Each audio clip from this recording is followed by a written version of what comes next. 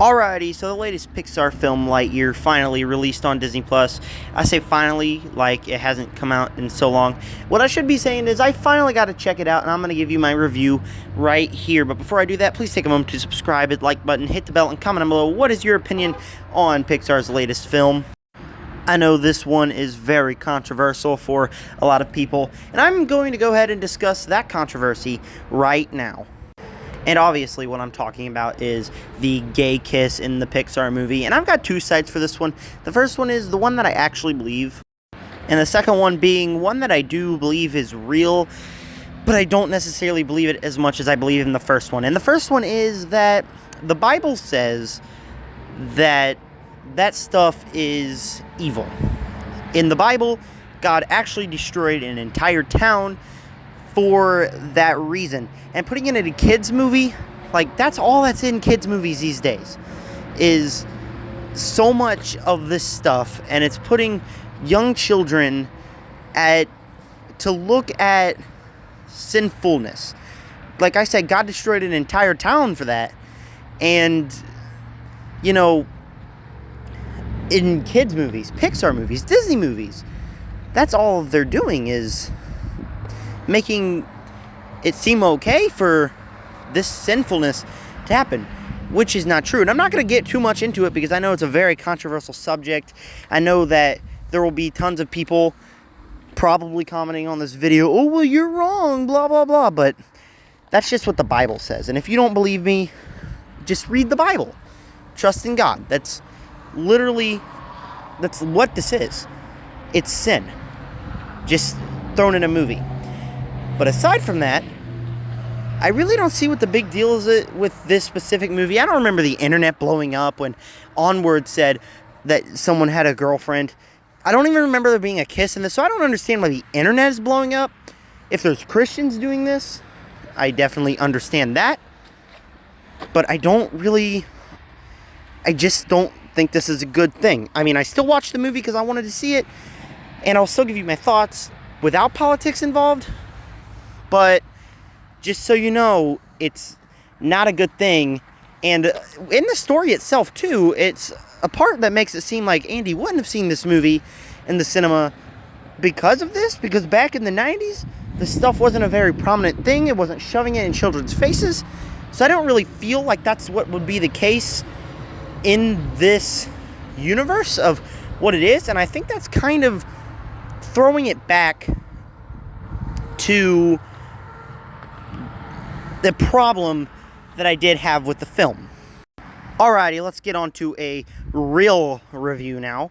And obviously, I found this to be a really well done sci-fi adventure inside the Toy Story universe. It doesn't take itself too seriously, because instead of being the intricate emotion Pixar movie with so many emotions, it turns out just to be a Star Wars, Star Trek style adventure set inside the Pixar universe. And that's the thing that really works here. Getting into specifics, the animation in this film is gorgeous. In fact, I didn't go see this film because of the controversy surrounding it, but I really do wish that I went to see this one in the cinema because of how amazingly artistic this is. It feels like something that I would have sat in the cinema and feels like it would have to be a theatrical experience, because that's the kind of movie this is, with fantastic animation. And the animation really works here alongside the action, because with the action you have to animate it really well, and it feels like you're watching an action movie instead of a Pixar animated movie.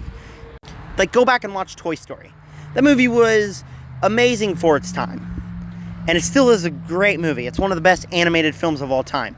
But compared to this animation, again, that's the thing. I really think it would have been neat if Pixar decided to go the route where, okay, we're going to make it look like Toy Story. I really think instead of making it amazing animation, they made it look like the Toy Story animation. That would have further heightened the experience. This animation is great as well. So are the action pieces in the movie. The voice cast also really well done. Chris Evans, Keke Palmer, both really good. I didn't even know that was Keke Palmer until the credits rolled.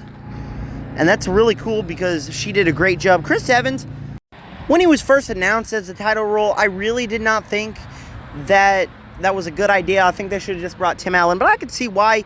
He has a good enough sort of exact sameness as Tim Allen, but also a little bit different. And when you think of it this way, also the character is very different of Buzz, and I'll get more into that as the negatives go, but instead of being like this noble Space Ranger hero, at the beginning you could tell that this is a very different character. And I think that really worked with the different voice casting, and I think that's the kind of idea they were going through. And that's a kind of problem with the movie, is that it doesn't feel like normal Toy Story. Even the twist kind of ruins the lore, and the lore behind this is, I think it would have even enhanced my experience more if it kept the same action adventure, but instead of going the twist where it's, oh, Buzz is the villain, I think they should have just kept it as a father. I definitely really think they should have just kept this movie kind of with the same Toy Story lore. But that's just a me problem. I can definitely see people thinking, oh, that's great. And when the twist first happened, I thought it was really great. But the thing is, with the lore that was already established, it didn't really work. So the voice cast was great. The animation was great. The action was great. This was just a fun adventure inside of the Toy Story universe. And I can definitely come out here and say that I thoroughly enjoyed this movie. My big problems with it are that it doesn't really follow the lore. If it followed the lore, it would be even stronger. But I don't necessarily think that completely ruined my experience with the movie. It just kind of dampened it a little, because after my initial excitement, oh, that's a twist, it definitely felt a little more like they should have just followed the lore. But aside from that, this is just a really, really great, fun Pixar adventure space movie that's already in my top 10 of the year. It's in my top 10 Pixar movies even, because of the amount of fun I had with this. It's a Pixar movie that isn't geared for adults and kids. It doesn't have the extreme intricate emotions. There are great emotions in here too, from like the very beginning when you learn that Buzz doing all this stuff makes his friend dying. It's kind of sad, but it's not like a movie like Soul, where it's released and all of it is just focusing on the emotions. It's not focusing on the emotions. It's focusing on being a fun sci-fi adventure. That's what this movie needed, and I thoroughly enjoyed it. This is definitely going to be something I watch over and over again in the future. Overall, for Disney and Pixar's Lightyear, I'm giving it an A-, an 8.5 out of 10, and 4 stars. This is definitely one you should stream. It's a fun sci-fi adventure from one of the best animation studios in the game. The animation's great, the action's great, the voice cast is great. There are some emotions in there too. I just wish they stuck to the lore. But that didn't hinder my enjoyment of Disney and Pixar's Lightyear. I want to know what you guys thought down below, and while you're doing that, please take a moment to subscribe, hit the like button, and hit the bell. I want to get to 100 by the end of October. I am so close, only about 20 more subscribers. So tell all your friends about the Zachary Movie Chat channel, please and thank you. And with that said, as always, subscribe to join the Nerd Army. Peace out.